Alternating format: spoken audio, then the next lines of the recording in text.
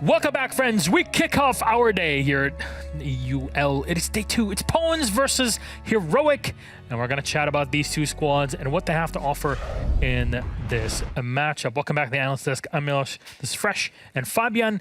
And no, we're not going to talk about Lantu. Who is Lantu? What do you keep talking about? I don't know what's going on. I just want somebody to explain it to me because I feel so lost in this world. Sounds like a very Finnish name.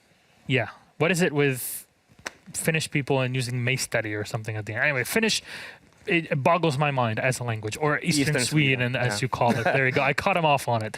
So let's have a chat about these two teams. First up, Pawns. What does our RU squad have? Yeah, we were quite surprised by them winning the first game, I'll be honest. As I said earlier, we didn't expect so much about the newly formed team where 4 players are completely, new to this roster. We've had some experience in the team coming in. We spoke about me and Milos in the pre-show when we went through the new rosters. Exodus being a little bit of an inconsistent player. He obviously didn't show that on the first Playday. He really showed up. I think you even mentioned he was inconsistent. I mentioned it. I said, oh, he was the bottom-rated Hellraiser player through CL. I'm not sure what to expect. Yeah, got 16 kills. I said he either goes 14 or he goes 4, and there's no really in between that we've seen so far from him. But he really, really showed up. One thing I'm actually the most impressed with is their entry fragging capabilities. They went 10 to 4 in entry kills, which is a huge difference. It's one of those things that really opens up rounds for you. And you really, really can do a lot with just getting that anti-frag. We have a highlight, actually, because we wanted to put Exodus on the screen for you guys so you can see how well he actually performed. And he just stood out in most ways. I mean, EPS 138 is very high, but what I'm mostly impressed by is the cost. 93 cost, that shows that he basically had impact in every round but 1. And just seeing that on a fragging operator, or a, fragging player, it's huge. I hope he maintains that cost as well, because like you say, he can either drop 14 or 4. Now, what usually happens with players that are like that is their cost sits at around 50% because they're impactful in one round or they're not. Whereas, a high cost represents that you might get traded out, you've done some objective-based play, or you've even survived. So that's the key metric I'm actually going to look at for him. It isn't going to be the KD. It's going to be the cost over the course of the season and whether he can maintain that consistency throughout all of the rounds. And same with the entry fragging. If you can keep a consistent entry fragging up when you're an op or player that should be that aggressive, those two things together really shows if your team can do good or bad. What about Heroic on the other side, Jack? Oh, Heroic were excellent to watch. I was genuinely really surprised by Heroic and how excellent their entry fragging duo, particularly of Benja and Sloth, were just winning them rounds single-handedly. I think between them they got 29 kills or something like that. And that's really what Heroic have been based upon, is they've brought in this experience of Uno. And it's very clear as day, he's going to sit in the back line, he's bringing the ideas, he's the team captain, and he's going to IGL them around. And then what he's trying to do ultimately is enable those big kill games coming out of Benja, coming out of Sloth that we saw in Playday 1. I mean, he really showed them around. He had a little bit of a rough game himself, but that always can happen. I mean, he won't care though, will he? No, he doesn't give a shit, I was about to say, and then I did it that way. He doesn't care. He's from Finland. They have the attitude of, well, we can only speak in one tone, and then we play video games.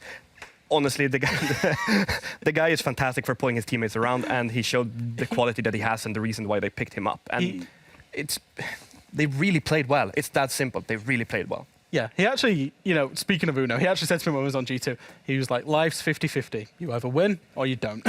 50-50, flip a coin. Map bans for this one. Again, 9-map pool that we're working with.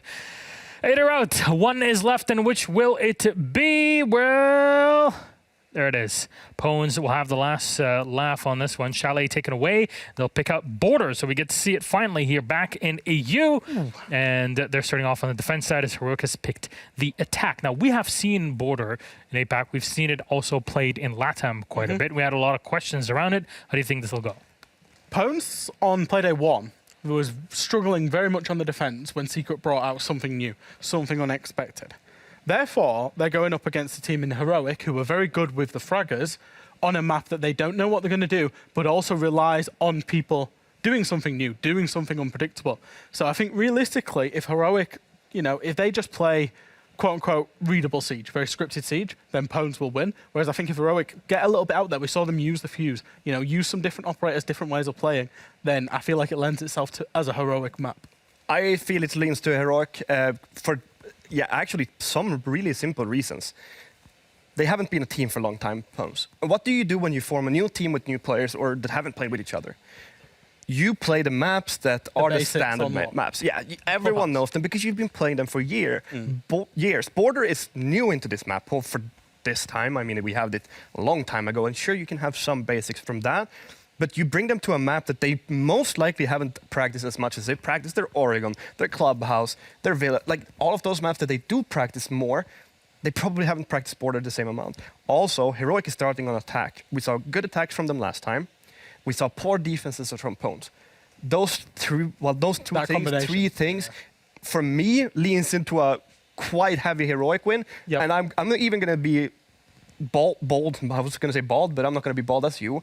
I'm going to be bold and say I think it might lean up towards a 7-2 Heroic win, somewhere around those numbers, for those specific reasons. And I think, let's not make a mistake, Border is going to be attacker-sided, and the reason is just how small of a map it actually is. When the defenders get locked out of the positions that aren't power positions, it's very easy to just segment the map from break room door, from top east door. Yep. You can completely cut the top half of the map from various external doors or windows, and therefore that makes it a very hard map to defend. So I think starting on attack here for Heroic is absolutely massive. That could be very much a very old school way of kind of playing maps in this design, and especially it lends itself well to the design of the map itself. So hey, more things change, the more they stay the same. Will it be the case here for Border in Europe? Who knows? Fabian Fresh, thank you very much. Game number 1, Pons versus Heroic. We're going to a classic Border. Let's toss it then to Hap and Fluke. Enjoy. Thank you very much, Milos. And we are headed towards... So bring some excitement. Excitement there. We are headed towards Border, a map that has changed, but also not really at the very same time. Yeah, I'm excited to see Border because... Okay, when it was here before, it sort of lived up to the Boar part of its name. It was played a lot, and a lot, and then a lot, and you just got a bit sick of it. And that's why it sort of got removed. It made way for some of the other maps that came through. But it was quite a while ago, quite a few minutes ago. You know, and I'm sure if you ask individuals about why it was removed, they'll have very different answers. But from our perspective and what we saw was, you would cast Border days. Yes, you would be casting like 4 or 5 games of Border in a row. A full old-fashioned Border day. It's like Oregon when it just came back. Yeah, exactly. Full days of Oregon. Of course, not going to be the case most likely. For Border, we have that 9-map pool now, so many more maps to choose from. And as we're getting in the way, the Thatcher, the first one to be removed. I mean, it kind of makes sense, right? You know how important the walls are on many of these sites. If you want to keep them closed, it helps you a little bit more here. The have funds are coming through. The second attacking ban, the Ossa, is coming out, and that is a bit more of a targeted approach here.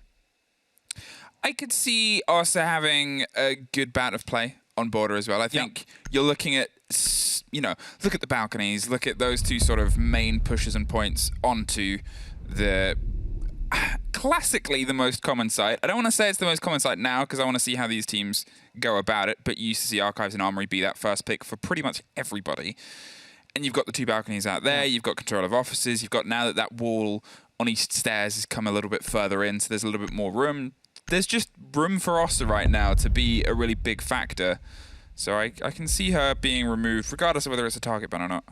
Yeah, there is definitely a lot of opportunities. Let's just talk about the Armory wall, you know. You have the 2 panels, then you have 2 slide panels slightly to your right, which make a bit of an L shape with a door in between. Those 2 panels to the right will lead towards a small cubby. And then you have the half wall right in front of it. You'll see it in a second when we do actually get in game. Quickly go for a rehost because the ping was a bit too high for the players. So just want to make sure that that is quickly resolved.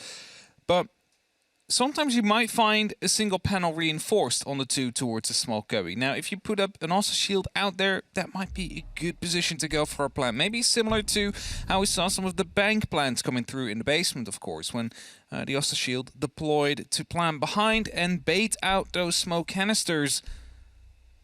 Nothing really went through in the end there.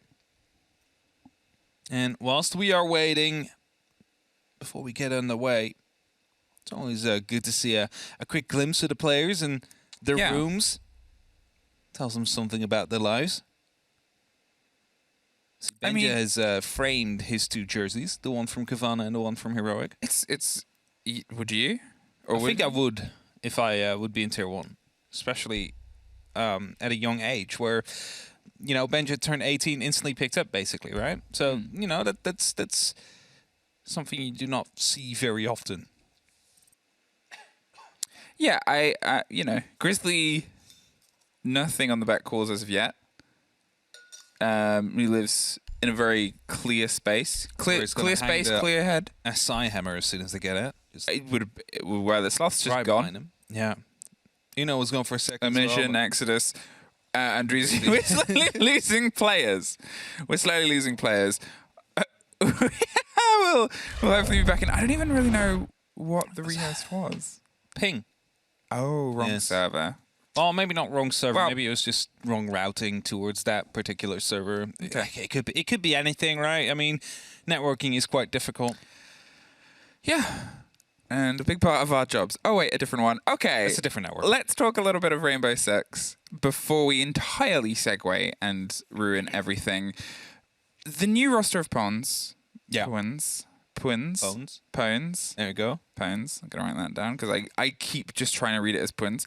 The new roster of Pawns did well last week. Did surprisingly well. And we were able to sort of get a taste of that. On their attacks on Villa, they led in. And I think the main thing that we sort of threw around about it was they were coordinated for a roster that, as far as we're aware, hasn't been together a super long time. Now, there is a thing with that, though. It's often called a honeymoon period, where teams that just get together or get a new player in, sometimes they overperform a little bit compared to what they are used to. It's often due to players talking a lot more because they want everything to go well. But as soon as they get, you know, said they get content with everything, how it's going, it slowly starts to die down a little bit there. And it's, of course, up to coaching staff to try and make sure it doesn't happen, that everybody stays motivated, as for the players themselves as well. But, you know, it might be a case of that. It might just be that first game as a team together that just gives you that little bit of extra. Or this might just be the team as it will be for the rest of the stage. We don't know yet. We'll have to wait and see which one will be coming out on top. I think that's also the split about Heroic as well, is I know Fresh on the desk was sort of talking about they had an impressive performance last week. Yeah. Or last week, 2 days ago. It's been a long week. Time. What we also saw from them pretty much all the time, obviously without Uno there before, was a lack of consistency. They would have a great game, they would play fantastically, and then they would go into the next Playday and then seemingly play kind of the same, but something was missing. Yeah. And alongside that, what was missing was scores on the scoreboard, and they'd end up losing. And for me, it's not just a question of how well Heroic played the other day, but I want to see if they can be consistent, because that's always been the biggest struggle for them.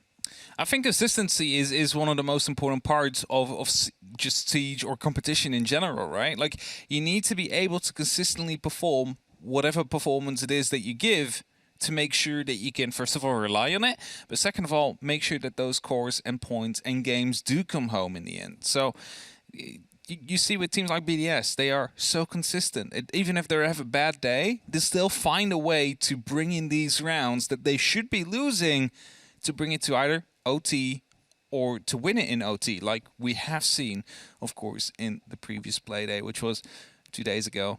Time is a construct, you know. It's like everybody is always confused by the days every now and then. Time is a construct. Yeah. You've been spending too much time with Milosh. Border is also a construct, and it is. I know we were slightly talking about it before we got in and got yanked out of the map. What do you think we're going to see in terms of difference? Because how long ago was it? I'm trying to remember what ops had just come out by the time the last sort of play of Border was. I don't know, honestly. I mean, it's been a while, but I don't know. I'll ask our desk to. We'll find out. Fresh is running the numbers, the numbers and finding out, because it raises the important questions of, it's not just like Theme Park where we saw Theme in a very defensive meta and then it got pulled out, and now we're in a very attacker meta.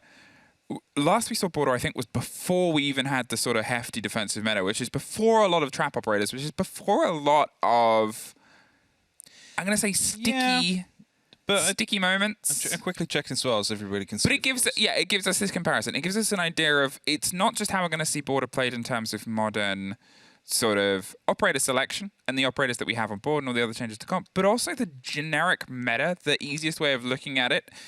Obviously, we can't really talk about the addition of Osa. Hey, there's our players, and most of them are sat back at the seats. 2020. June 2020. What was the when split? it left. Do you know? Because I was trying to find out what the split is in rounds. Half ago. Attack defense. Oh yeah, whether it was, God, that was a long time ago. If you can't hear Fresh, unfortunately. No. But we're reminiscing now because that's what we do on a rehost of how Siege used to be: attack, defend, and first to 5. That's a very long time ago. that's not what I meant with the split. No, I know that, but now I am just thinking about the way we was. I'm gonna just Have a look. EUL 2020. What was the It's major? definitely been played in there. Yeah.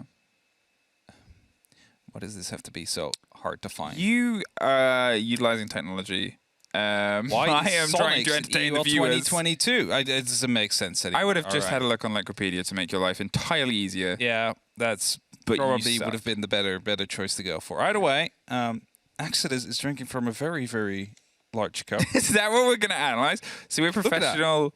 That's a large cup. It's such a large cup, Exodus. What is in I there? don't know if it's it looks tea like or tea. coffee or soup. It is a huge cup. It's a very big cup. I mean, we need to analyze something because nothing has happened yet.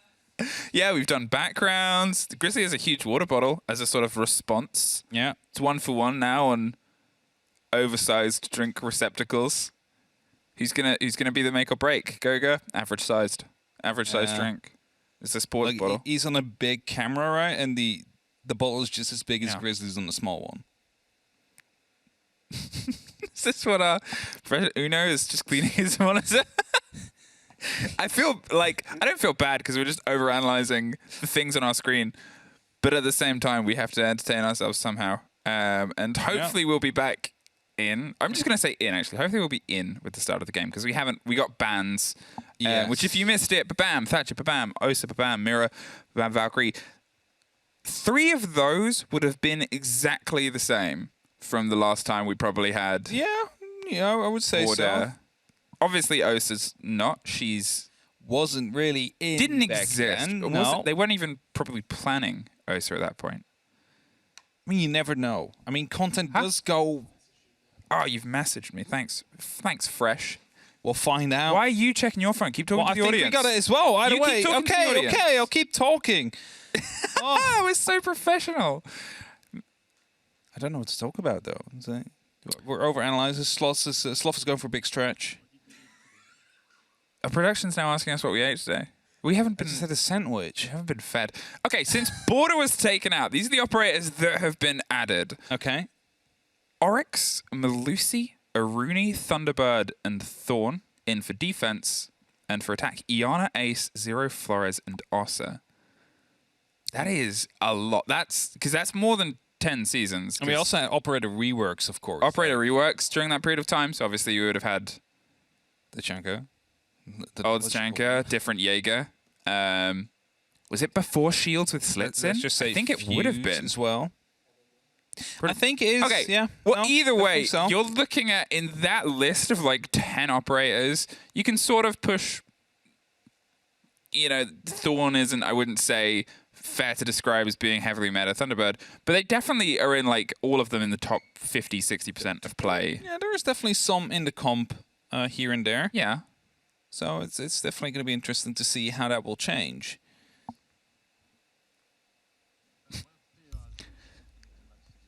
So, as I hear some sound, You hear a little bit of sound. We'll be back in a couple of seconds. we have good news. I usually say thank you for. We're just checking if the last player. You get to say it like the Ferrari engine. It was a single. I don't. You're the F1. We are checking. We are checking. Sorry. What is going on, Michael? They went motor racing. Okay. A lot of the audience just got. Hey, we're in. Normally, I say thank you for sticking with us. This time, I'm just gonna say I'm sorry. I'm sorry you had to deal with this. Because at the start of the day one, Is this the first fill? I Since was mentally ready to like get into the game. I haven't fully woken up Engaged Brain yet today. In what brain? My brain. Okay, sorry. What are you on about? Okay. Well, my brain clearly hasn't woken up yet either. I mean, Say it's, something intelligent about Border to redeem yourself. Give me some analysts. I mean, top floor is often the most played site, I guess. You know, it's pretty straightforward. I mean, there's going to be a pretty clear site rotation, I think. It's going to be Archives, Armory as the first one, then probably Workshop, but it could also be the Bathroom Tellers area. Now, this one does get played quite a bit lately, and that's due to the bathroom rework, of course. There's an entire, like, the bathroom basically doubled in size. They had capacity issues there, so they made sure that that improved. And with that, suddenly became a lot more viable.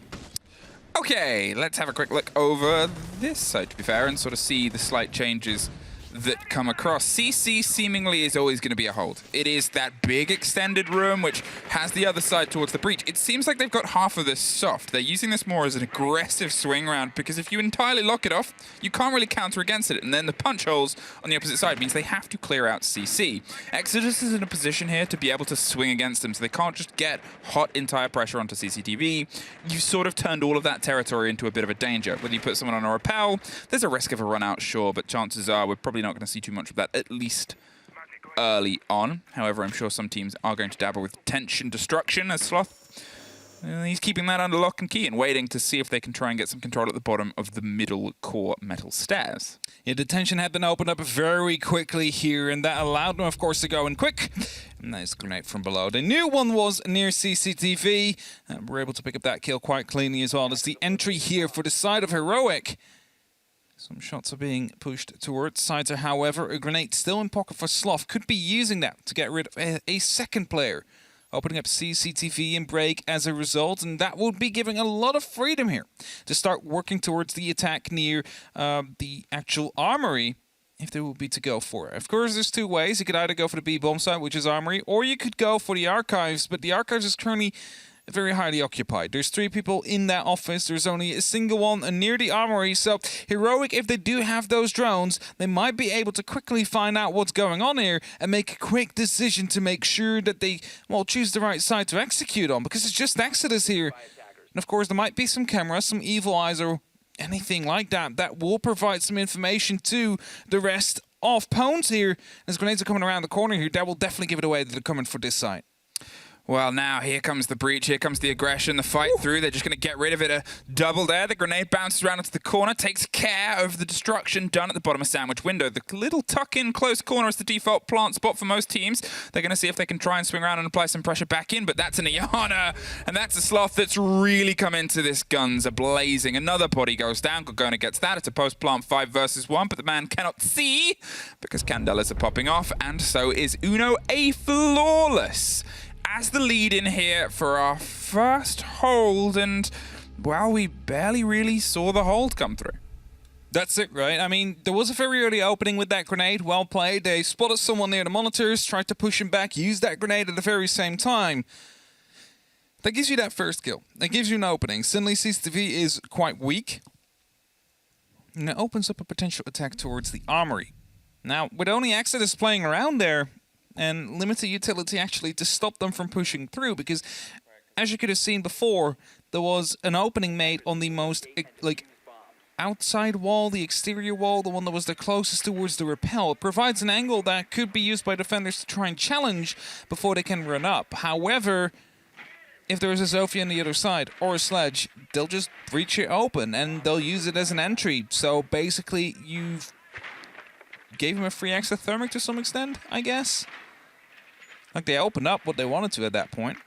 It's for the evil eye probably to play there. So, I mean, I get it. You mean, you get some information there, but if the wall just get opened up by that impact, I think that's going to be destroying the first evil eye as well.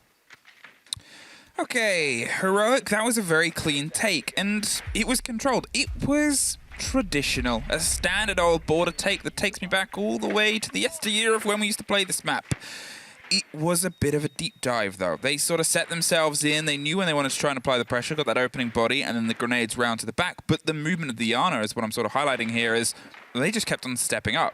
You used to see it as a bit of a utility burn. They would try and get themselves locked in, maybe plant under the cover a smoke, or at least keep a bit more of a swing round. But the way Heroic sort of pushed into the openings Pawns had made, it made things a little bit easier for them. Here, they're doing the same approach. There is that player underneath that Sloth might try and find the fight here. Emission's under a bit of pressure there from The other side as well. Benja is getting a bit of aggression, but it's Sloth that takes that entrance there, screens his way through. And the second, a grenade from Gorgona gets the man behind the hard wall. I've no clue what's going on here. Just such easy kills are being picked up by the side of Heroic. Another one will fall, and well, they are completely running over Pwns here on this first 2 rounds. Now, important to mention is there was actually a bit of a adaptation coming out from Pwns. They reinforced the tension after they got in so quickly using the sledgehammer. This time, however, they opened it up with a can opener, but it wasn't where Sloth actually entered from. He entered from the room on the side, so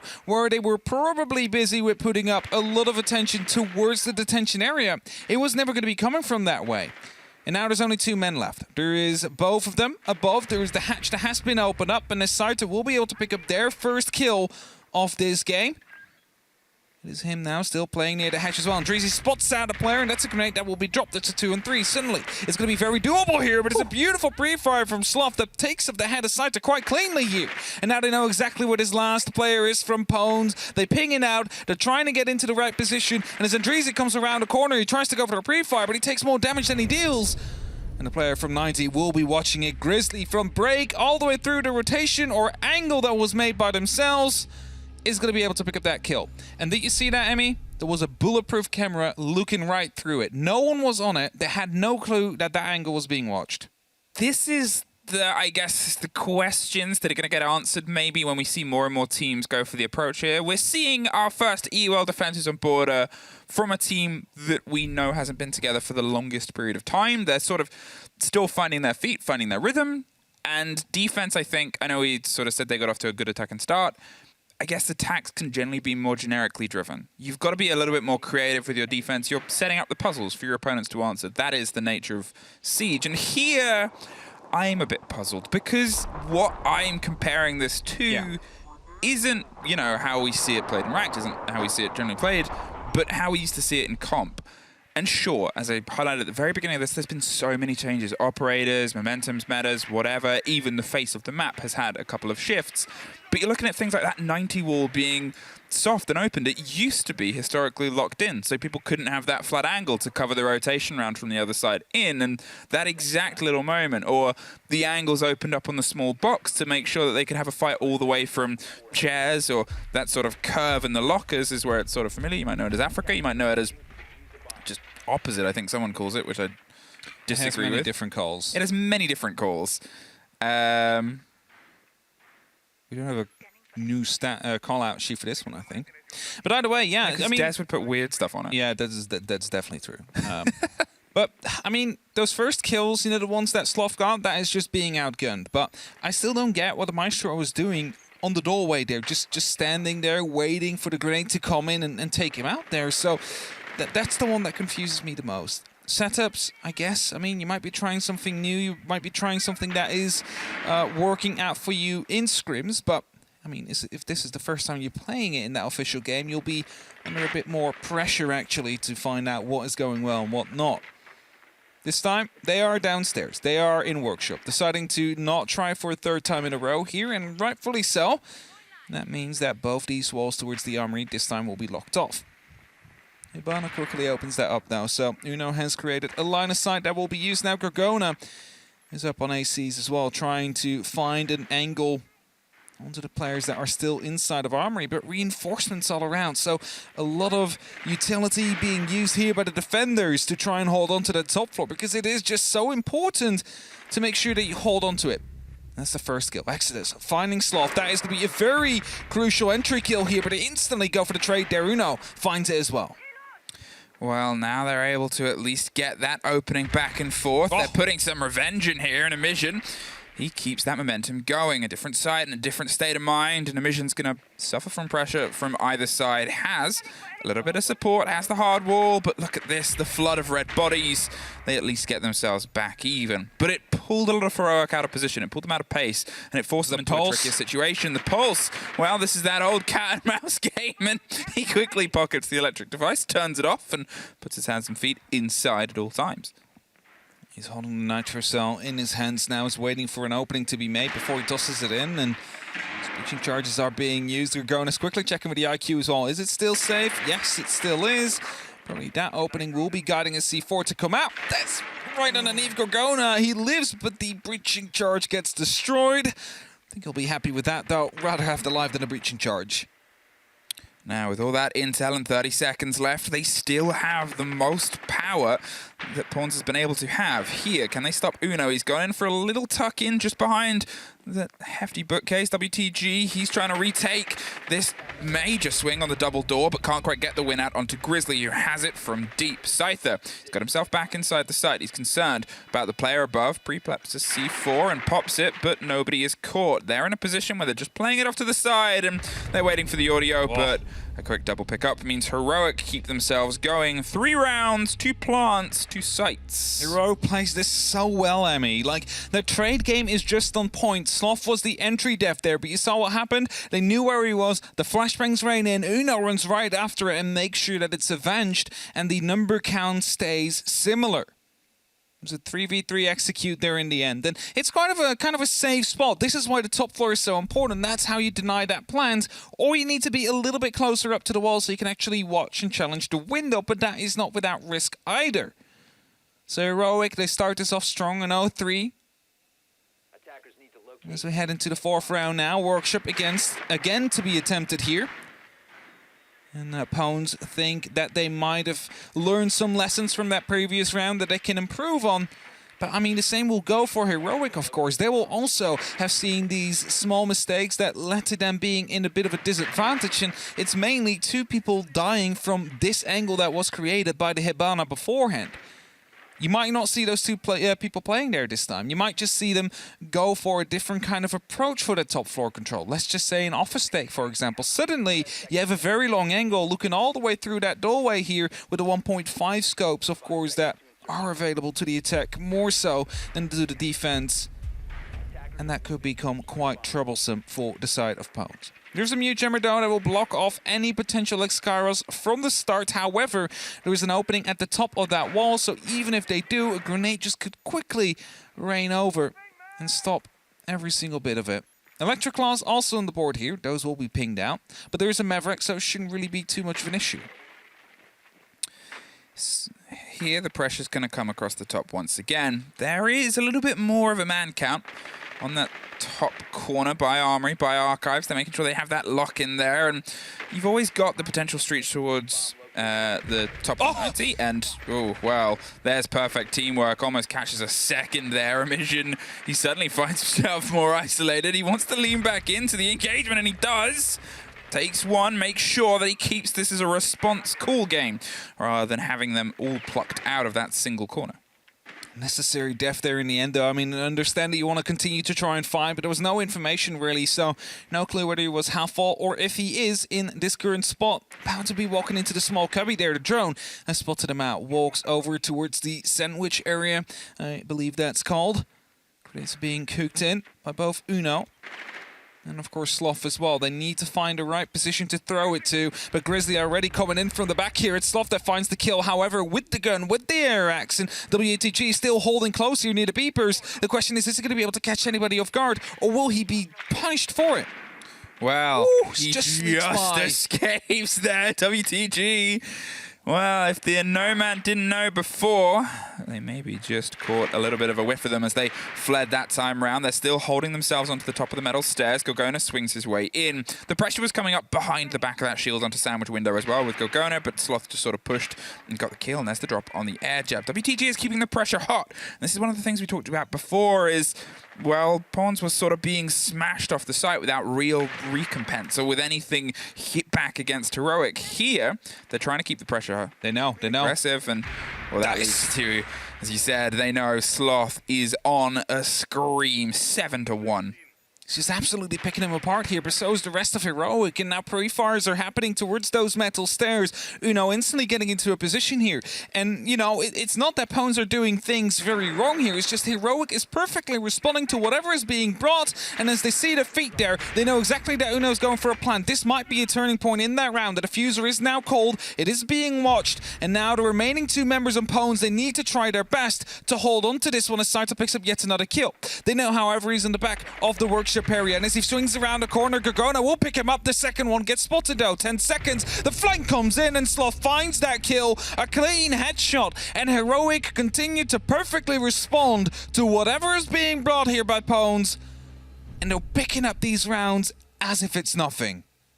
On the camera the whole time as well, the default and a timeout, which is fair enough to call when 4 have slipped away from you here on this border. 2 attempts at 2 different sites, the 2 classic sites, where historically border really was defined by just 2 sites. The third, I don't think anyone was ever comfortable on. No, but it has become a lot more viable. I mean, we've talked about it before. Often we would see customs instead, but I don't think that's going to be the side we would be seeing as a tertiary here. I think we would be really going towards bathroom tellers. The bathroom has been massively extended, which allows you to create a very tight angle on the window, hop in for the exterior one into tellers, of course, or towards the soda machine, which was often a plant spot, just like what you saw, of course, in ventilation there, right next to that bookcase.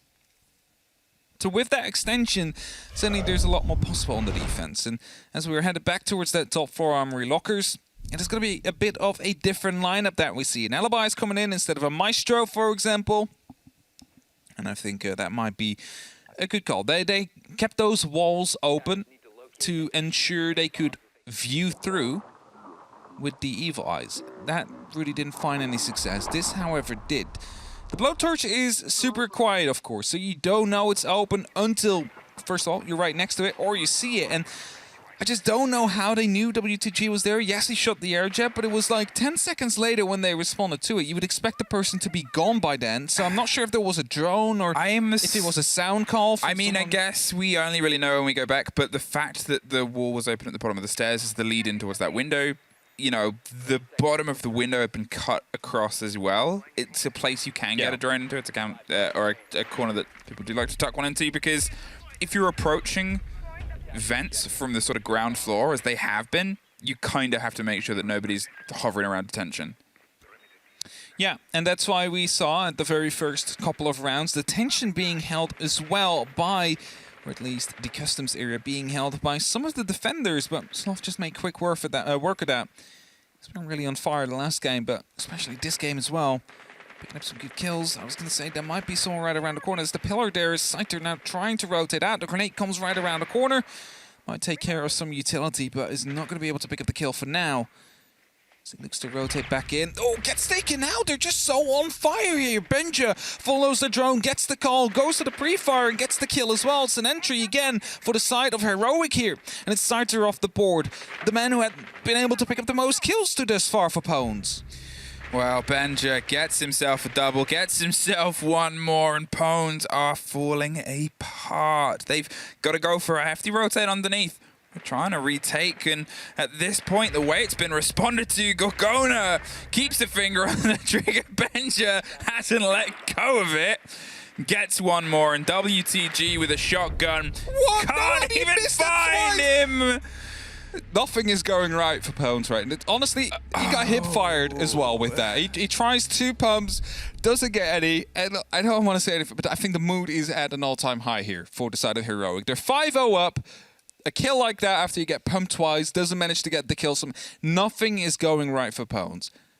You know how in football you can tell how a game's going based on seeing people warming up and putting their jerseys on the sideline? Yeah, you don't have that here. No, we do, because we've just had Ace of Pyrite walk through to go put his shirt on. That's very true. He's going for his warm-up now. He's gone to put his shirt on. He's getting ready. And you at this point, unless we see a very different Pones on the attack, it's a worry, because as he said, they're a bit downtrodden. It's even on shore. Going here, all right. Well, we have the comparison of them playing versus Secret last week, and, you know, it was a 4-2 on the split, and then they were able to hold on to the majority of their defenses to get it to OT. But still, it's a different story, because at least in those rounds, they were kind of competitive. It was flashy plays that got them the plants down in the side of Secrets with the Candelas, and we've seen that at the beginning of Heroic's approaches. But otherwise, it's just these gunfights that are happening all over the shop, and we have 7 kills in 5 rounds, Emmy, from the side of Pones. It's not much. They just seem a bit lost as to where Heroic are coming from. I think we can definitely say they're lost currently, because I mean they do understand where they're coming from. It's just that the entry droning is so, like, the drones are coming in, but it's instantly followed up by a fragger. So what we see is people, they look down to the drone, instantly get punished for it. Just slight mistakes being made. That is going to be a second next to Thermic. It's going to be a bit of a bait. Grenade comes around the corner. Impact will get it though. Well played there by this side of Pounds. The detention wall will stay shut for now, as there is also no other potential hard breach available. So this is actually turning out to go quite well for Pones for now. But when it comes down to these choke points, that is where they need to be on point. Wow, that was Scyther, and he sort of got himself a little bit of isolation there between the window. It's a tricky point to play, just in the little customs box and on the door of customs itself. He's going for a bit of a swing and a stretch. Sloth just gets the confirmation. I was going to say just misses Andrisi, who almost slipped his way into 90 there, but comes back into the fight. At that point, Sloth's already got himself lined up and ready to fire the trigger. The hatch is open. That puts a bit of pressure down into the customs box underneath, so it looks like Pones are going to see if they can go for some pressure, some mantle of a retake, drops the drone and goes for a little bit of movement, expects somebody to be holding that, misses that second drone as it slips its way across. The player that is in there in Armory doesn't have any value to this game right now, because what they're going to do is try and go for a bit of a rotate. That's going to be a kill with the Nitro. Well played by WTG there, but, you know, if they don't want to take Armory, then they just won't take Armory. They don't exactly need it if they want to go for a plant here. So all they need is that top floor control, which they have now established. Now they need to find themselves a way in, and that window most likely will be it. Scyther is watching it, so it's a bit tricky for now, but if they do manage to make it past, which Kokona just doesn't manage to do, and Uno picks up the diffuser, it's a 2-4 situation now. Pones might be able to actually win the round here.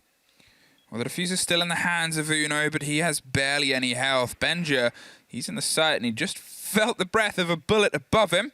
And he knows that there's some pressure that can come through here. Tries and cooks the grenade, but just sees them slip past. And Maestro can, with a couple of zaps, just to add a little bit more fire. Drops it. Uno's able to find a mission as well. The swing in and a bit of a lock over the top. But look at the bodies of Pones. They've gone for the retake. Flat out. They're making sure that nobody's going to be comfortable inside the site as well. Uno has that control above, but has the kit. And that's the worry, because he needs to make sure he can try and find a smooth way around of the site. Scyther's tucked in on the corner. The pre-fire from Benja doesn't quite connect, and Scyther goes wide to see if he can make the damage of his own. There's the calls of that player above, and there's the Maestro. Uno's able to get one, brings it to a 2 versus 2, but they know he's there. They're watching the hatch. They can fire as soon as he goes for the drop. No, and Uno's not entirely sure which drop. Oh, the diffuser's cold out. There's one! Need to run now. 10 seconds. He knows the player's loose, but he doesn't quite get it. WTG just pulls that one together for Bones. That could have gone so wrong there. I mean, they were both stacked up on that corner. If he would have known, that would have been a double kill to come in, and Heroic then with a clutch round, you can almost call it, bringing it to 06. But Pones, they win their one round, and they stay in it for now. It's definitely still something they can turn around, but even in that retake, they seemed a bit disconnected, I dare to say. I mean, yes, they all got back together towards the side, but then they forgot about the fact that Uno just killed someone upstairs as he rappelled in. I mean, you should be aware of the vertical angles that can be used, especially if the pulse is looking up, spots him, is saying, hey, he's walking towards the center of CCTV. You should be careful there. I mean, this is a good start, right? This kill from WTG, it brings out an important player out of that round. Sloth neutralized, helps a lot. But they almost lost their way there due to, it might be miscommunication, it might be a bit of a disconnect, I'm not quite sure. But now we're going to see whether or not this will be an attack side of border, or if Heroic is going to be able to get 2 defenses, or at least be a bit more competitive than we've seen Pones be so far. Okay, and that's it, I guess. That's the example, because Pones, for my money, they're going to be much better on their attack. They couldn't be much worse than they were on their defense, but we saw good attacks from them last week. And you're driving on your attack. You're making sure that you're taking part of it. There's 4 of them huddled and hop, hop, hop, hop, hop.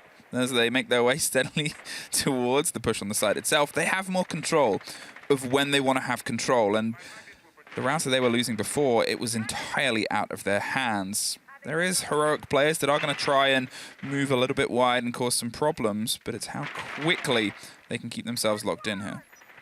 Some verticals being made. There's an upside down rappel that is being spotted out by a Prisma. And this is where these Prisma charges come in quite handy. You know, you get a bit of a feel that someone is indeed upstairs, and you know, watching over your window here, and as Benja is receiving some pressure from the LMGE, has that shield to play behind, needs to be careful. This is exactly why your feet will stick out from that perspective.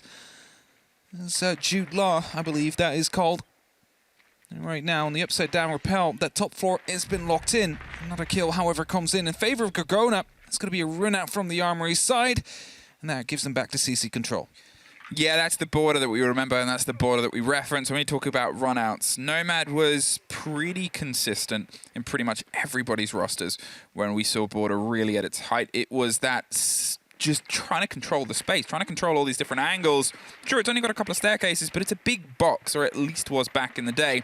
There's a little bit more options for movement, like that new walkway that leads you all the way across. But there's also results like that, and that's an older trick, the C4 over the top, a bit of the destruction that can lead in towards the top of the east stairs. I'm not right, prep the desk there for the work that needs to be done on it. But quickly solved, of course. 2v4 currently. Heroic still in the lead, and they're looking to make this one stick as well. The repels in are coming onto the actual balcony, and it seems like CC will be their starting point, at least for their attack. There's a lot of long angles, however, they need to be careful of. The proc sensor will also give away that the mission is currently near the break room, so if someone was within hearing range, they know, if they didn't yet, that the push is definitely coming from this side. My question, however, is do they have enough utility to deal with the remaining players inside of Heroic? Oh, there's an Echo drone on the board. Oh, there's an Echo that's hidden on the other side of Office. And the player on the desk as well is going to be crucial. We have seen so much Echo on border as well. If we're going historically, Echo has been a nightmare on this. They're just going to flash out half wall and try and put some pressure there. There's the drone. It just slips behind. It's not easy to catch, but they do catch that player. Uno with the instant refrag. The second on the breach. Doesn't quite get it locked in, but Grizzly is able to find one more on the back burner. It's a 2 versus 1. I believe there's still an Echo drone up on the board, which is what a mission is trying to find. There it is. And it'll pop now. Miss. Nope.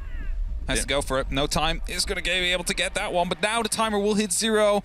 That's going to be Grizzly running around the back and spraying it off for the SMG-11 right as the Echo comes around the corners. Also well played there, indeed. A lot of time wasted in the end, and you know, those kills, those scrappy fights around the half wall is just enough to waste enough time. Take down the diffuser as well, force them to pick that back up. Of course, it's no longer just run over and forget. You need to actively press that button. Still goes wrong sometimes for some of the players.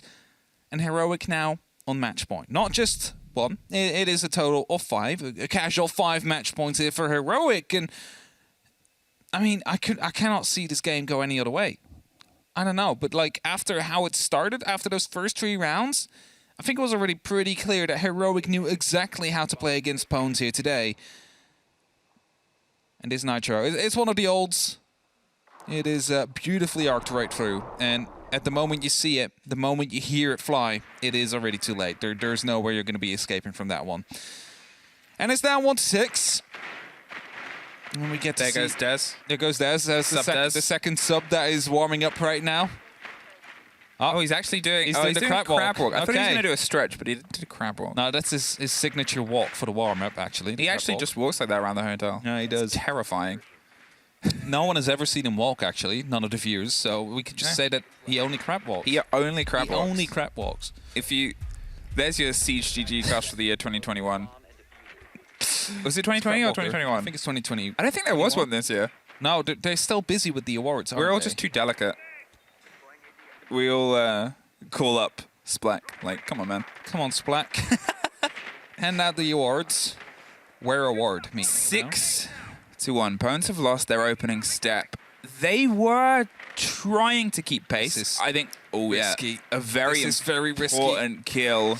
Oh, they see him. Grizzly thought it was hidden there, but he's going to be picked up early, and that is a good start here for the side of Pwns. But we've seen this go wrong so many times, and as the doors are being opened up right now to provide some support towards the fountain, Uno rotates out already, right as he has been droned. Gemini Replicator coming around the corner as well. Selmas are being used to open up the triple wall, just to provide some extra rotation angles. The mission already right down below is inside the bathroom here, watching up these hatches. Knows no one is around there, though, but he has a clear opportunity to head into the workshop. I think that's it. Is what you're looking at the site right now is it's customs. It's on the opposite end of the map, but the clear is starting here on Office based on the players that were buried there. He's just going to slip his way down the metal stairs, and Emission's going to try and keep the pace and see if he can catch them at the bottom. He's got this long angle, and Emission was a pretty consistent response to a lot of the bodies that fell away from them, and that's what I'm talking about on the previous round. Is the last time opponents were able to get that opening kill, but there was a very important refrag that came through from Gorgona within the next 5-6 seconds. Here, they haven't been able to get that. The pressure stayed on from opponents. They have this man advantage. The last round, it would have potentially come down to a 1 versus 1 with a little bit more time and with a little bit more of a difference in balance because opponents were refragging. But this is the first time they've started to get a handle on it, and this is the time when really no more mistakes as they get themselves open and prepped and eyes into customs. There's an Aldo waiting around the corner here, and if they don't drone this properly, then they might not know. Exodus is swiftly trying to rotate down as well. Gorgona is looking over through the hatch. Are they going to be trying to challenge CC? I'm not quite sure if there's any drones giving away information here. Doesn't seem to be the case as they're all up here. There's actually just one person up on the balcony here, but it's not a direct threat to the player out there. The slow creep from Scyther making no noise. Gorgona theoretically has been caught and revealed, and they're just going to try and pop his head from behind here. 30 seconds, and well, there it is. He is so prepped and ready to go as soon as the pressure ticks on. Scyther's going to see if he can scream in, pulls the attention. Emission pulls Benja out on the fight inside from underneath the hatch. Uno at least gets a body back here for Heroic, but 20 seconds. They've got themselves eyes inside the site. They're slowly fighting for the verticality, and that's the problem right now is without that, you can assume that Heroic will try and bite back. They're still going for it. WTG popped in, locked out. Sloth over the top. The Alder's able to drive himself through. Nobody's got the diffuser in pocket. There's only a couple of seconds, and we find ourselves desperately clutching to the F key, holding onto the angle, no time to revive, and it's Uno! The SMG screams over the top of a man peppering pot shots with a pistol, but today it's not Pones' day. It was desperation there, right? The time was running out. Suddenly Sloth pops up, gets an injure, gets a kill, and injures, or not injures, but like deals a lot of damage to the remaining players out there as well. And after that, there's another vertical angle. It's an SMG completely sprayed empty, so you saw Uno fall back, quickly go for the reload, but the main gun, the C8, also empty. Didn't want to go for the reload. You need to be there for the cover at that point, so all you can do is swap to the pistol. And again, a lot of time wasted there. They should have had the kills up on that top floor because the verticalities on that side are just too strong. Well, if last week we sort of had the praises of Pones because of how quickly they came together, unfortunately today we saw how things can fall apart. There was always going to be weak spots to an entirely pretty much brand new roster, and on a newer map that's reintroduced, you're more likely to see them. It's a day that they can shake off, but from the sides of Heroic, they're starting to answer those questions of consistency. Let's just see how consistently they can do it. A quick break before we're back with our desk to break down that 7-1.